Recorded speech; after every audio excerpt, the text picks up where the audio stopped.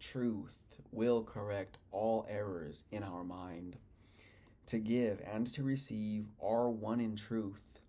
What's good, fam? We are back. We are in the presence of one another again to discuss this powerful information. Today, we are going to review lessons 107 and 108.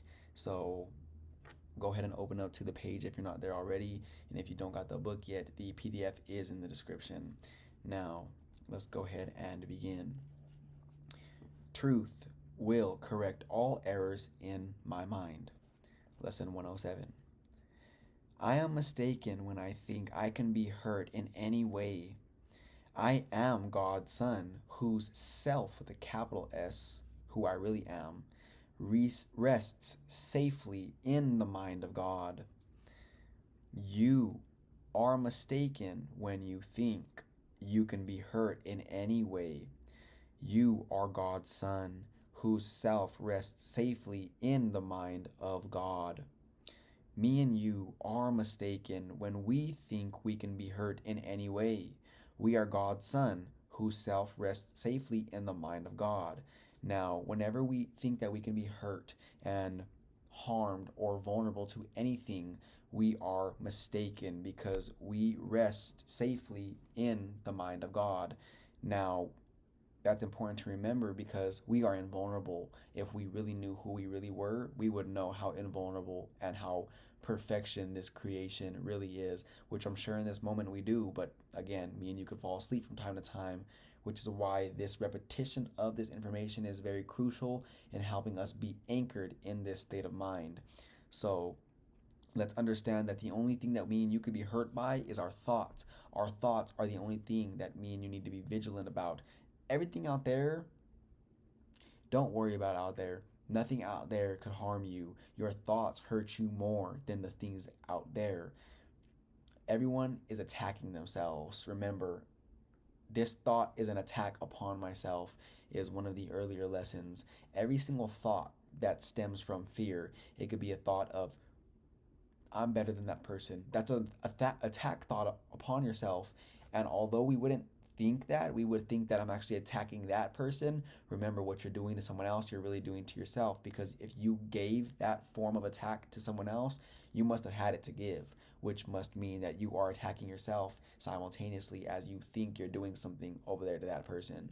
Another few forms of attack thoughts may be, I'm not good enough, and that's a big one that a lot of us feel from time to time, although we're not aware of it or don't even say those words. We think that we need something because we're lacking something. There's not enough to go around. That person's better than me, or they're not going to see me for who I really am, because you don't really see yourself for who you really are in that moment. There's a whole host of thoughts, of countless thoughts that me and you think from time to time that are all recycled from the past, that are preoccupying our mind to this day due to our untrained mind, which is why we need to be very vigilant, not specifically to the thoughts we're thinking, but vigilant for the way we feel, because it's going to be overwhelming and appear overwhelming to constantly monitor your thoughts. You could think so many of them. Like it's crazy the amount of thoughts that me and you think per day. The only thing that me and you should be vigilant for, or primarily anyways, is the way we feel, because your feelings, your emotional guidance system is letting you know where you are in relationship to who you really are. So let's just say there's who you really are, which is as God created you. And whenever you're over here, you feel really good because you are one, you are together, you feel love and light, you feel whole because look, you're over here with who you really are. Makes sense, you're in harmony. Now, whenever you deviate just this little bit, you'll feel hopeful, you'll feel kind of like hopeful, you'll feel some faith, you'll feel peaceful, I would say. You'll feel these still good emotions, but you don't feel ecstatic, you don't feel whole, you don't feel joyous. Now, a little more you go, you feel calm, you feel bored. More you go, irritated, a little more upset, jealous, angry, frustrated, fearful, depressed, powerless. and you're pulling and tugging yourself away.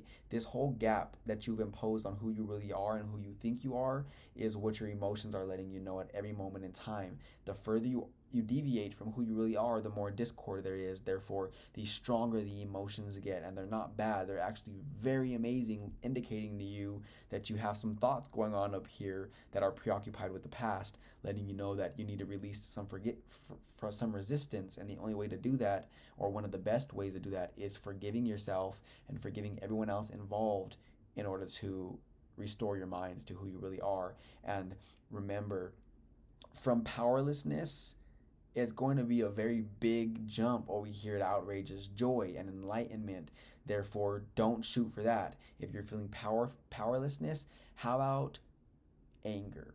Anger, you actually have some power and you're aware of that. So if you get angry deliberately, you're actually doing yourself a service, because although someone wouldn't say anger is the right place to be, of course not if you're somewhere over here on the enlightened side, if you're somewhere over here on the happy side.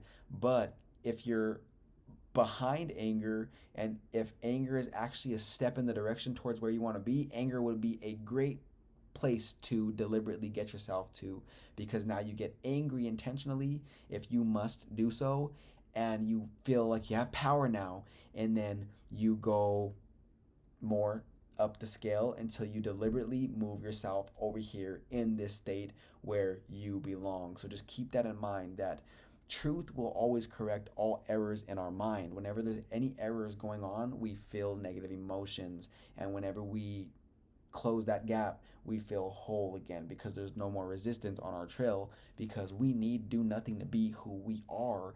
But it takes a lot of effort to be who we're not, because if we stopped doing that, we would just be as we are. It takes effort to keep this self-image up that me and you have made to show the world, when we can just release that and effortlessly be in all our power. It's kind of interesting how we've done things 180 degrees away from truth. Pretty interesting how we got to this point, and I think it's more interesting that we are here together in each other's presence, being reminded of who we really are. Now, 108. To give and to receive are one in truth. I will forgive all things today, that I may learn how to accept the truth in me and come to recognize my sinlessness. You will forgive all things today, that you may learn how to accept the truth in you and come to recognize your sinlessness. Me and you will forgive all things today, that we may learn how to accept the truth in us and come to recognize our sinlessness. Me and you are sinlessness. Me and you can never do anything in truth to change what God created. Although me and you have made some mistakes in these bodies and in this world of illusion, and we've done something maybe terribly wrong to another person that we feel bad for, or we've done something that we just can't get over, we have to remember that we need to forgive ourselves for that. Whether or not anyone else forgives us for that, even if we've done something bad to someone else and they don't forgive us for that, and it may seem arrogant for us to forgive ourselves and be free, we have to do that, because the only person who could keep you on the hook is you. You must forgive yourself, and not only you, but you must forgive everyone else who you perceive to have grievances upon, because if you hold on to those, they're only going to keep you in hell. That's really what's happening. It's only going to keep you in prison. It's only going to keep you in chains. It's only going to keep you weighed down in this body, when there's such a beautiful world to evolve to, whenever you learn how to transmute all that energy by forgiveness, by the way. And me and you can never do nothing. Again, although we've done some stuff in this world that may need forgiveness, we are the only ones who could offer that forgiveness. And me and you can never do nothing that changes reality. So although we change something over here, remember, what is capable of being changed is not real to begin with. It is just a whole world over here of illusion that is here for me and you to learn from. Me and you, who believe in fear and separation, took on and made these bodies whose eyes only see separation, and me and you are here with this learning device to kind of perceive out there what's really going on internally, because you can't really perceive what's going on internally without a reference point. But because me and you have this physical body that we are taking on in this physical world, we can see everything that appears to be out there reflecting back to us our own beliefs about ourselves, and do something about healing that perception through forgiveness and setting ourselves free from every projection that we've projected out there on anyone or anything. And whenever we release all our projections, all our triggers, all our emotional scars, all those energetic blocks, all those samskaras, all those engrams, all those whatever it is that you want to call it, those contracted points of energy that are not love and light, that are causing you to be triggered and fall asleep, whenever we release all of those through forgiveness, we will finally return to the state of mind that has always been here for us, where changelessness is what is, and nothing can be changed. That is not possible. What God created is created perfect and eternally and timelessly.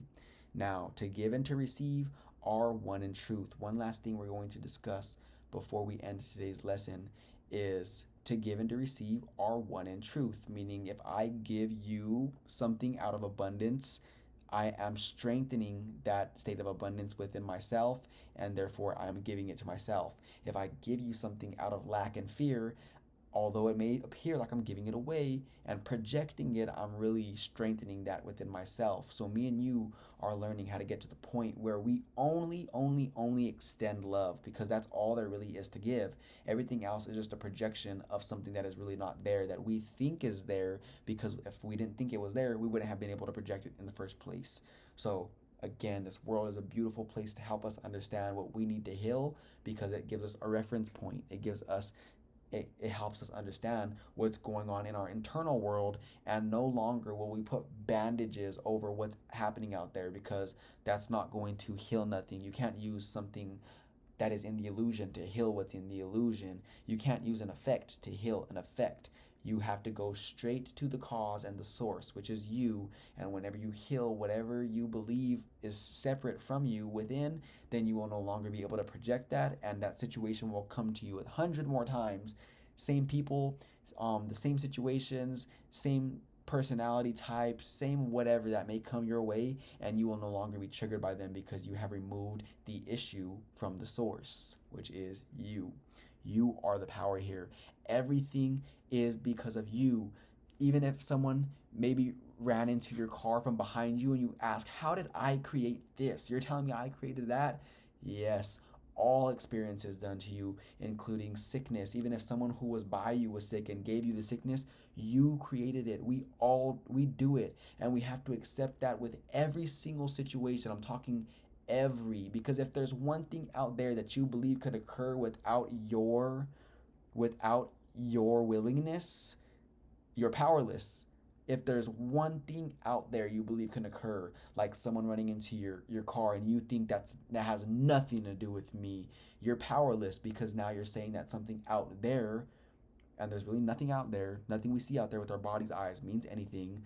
It's just reflecting back to us what we believe. So if we think there's any infinitesimal thing that can happen out there that was not created by you, you're saying that there's another power out there that is doing something that opposes your will, which is God's will, and that just cannot be. And when we accept all responsibility for everything,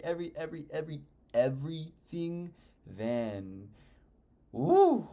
then we start talking, because now you have the power and nobody else does. And now, by me and you training this powerful tool of ours and understanding how to direct that power deliberately, oh my goodness, we can be, do, and have whatever it is we desire. Don't forget that. On the hour, truth will correct all errors in my mind, and on the half hour, forget not, to give and to receive are one in truth. And that is the end of today's lesson. We will meet here again tomorrow for the last review lesson before we continue our normal practice periods. And until then, may we remain in our power and not allow anything to take over, because it really can't. I'll catch you tomorrow.